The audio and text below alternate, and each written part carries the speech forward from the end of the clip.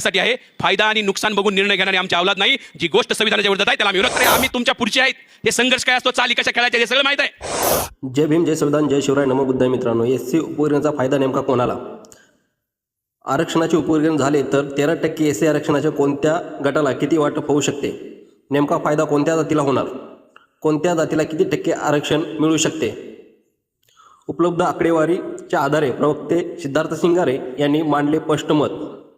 संपूर्ण माहिती आणि आकडेवारी जाणून घेण्यासाठी संपूर्ण आमचे काही नेते जे बोलत आहेत संख्येनुसार आरक्षण द्या बोलत आहेत.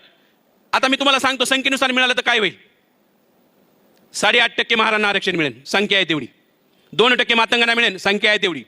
ढोर आणि चांभारांची संख्या 1.5% बनते, 1.5% मिळेल ढोर आणि चांभारांना. आणि राहिलेल्या 55 जातींना 1% मिळेल. राहिलेल्या 55 जातींना 1% मिळेल. जर संख्येनुसार आरक्षण दिलं तर महारांचा फायदा आहे.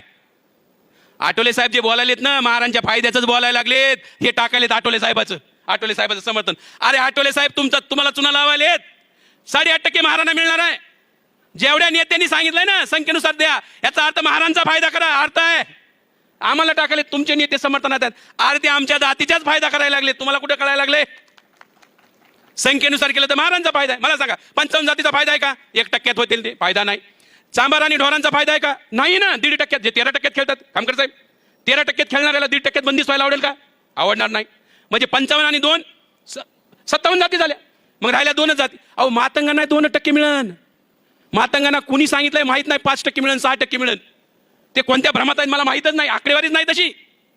अरे 2% मुळे मातंगाचंही नुकसान आहे. वर्गीकरण झाल्यावर फक्त आणि फक्त महारांचा फायदा आहे. बोला बरं, आम्ही एवढे आगाव आहेत. जर तुम्ही केलं ना सरकारनं, तिथून पुढे आम्ही जर राजकारणात मागितलं तर 29 पैकी 18 आमदार महारांचे होतील. मग 29 पैकी 18 तुम्ही म्हणता मग एवढा फायदा आहे तर विरोध का करायला? आपण विरोध यासाठी आहे, फायदा आणि नुकसान बघून निर्णय घेणारे आमची औलाद नाही. जी गोष्ट संविधानाच्या विरोधात आहे त्याला आम्ही विरोध करणार म्हणजे करणार.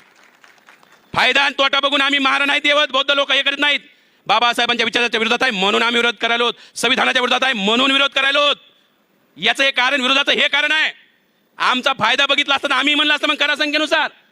पण जे लोक आमचे सत्तेमधले जे नेते म्हणालेत ना, त्याचा अर्थ बी तो आहे. लक्षात घ्या, मी समजून सांगायला लागलोय. लोक आम्हाला टाकालेत म्हणून त्यांना ते कळलं नाही राजकारण काय करायले. महाराजचा नेता महाराजांच्या विरोधात कशी भूमिका घेईन हो, समजून जा. आम्ही विरोध करायला तर ते संख्येनुसार द्या म्हणायला लागलेत. दोन्हीत बी काय झालं, एक विचारांची जीत होईल आणि जर झालं सरकारनं तर मग महाराजांचा फायदा होईल. अरे आम्ही तुमच्या पुढचे आहेत. हे संघर्ष काय असतो, चाली कशा खेळायच्या हे सगळं माहित आहे आमच्या नेत्यांना. व्हिडिओ आवडला असेल तर लाईक करा, आपल्या मित्रमैत्रिणींना शेअर करा आणि अशाच सामाजिक विषयांवरील व्हिडिओसाठी मला फॉलो करायला विसरू नका. या व्हिडिओबद्दल आपले मत काय आहे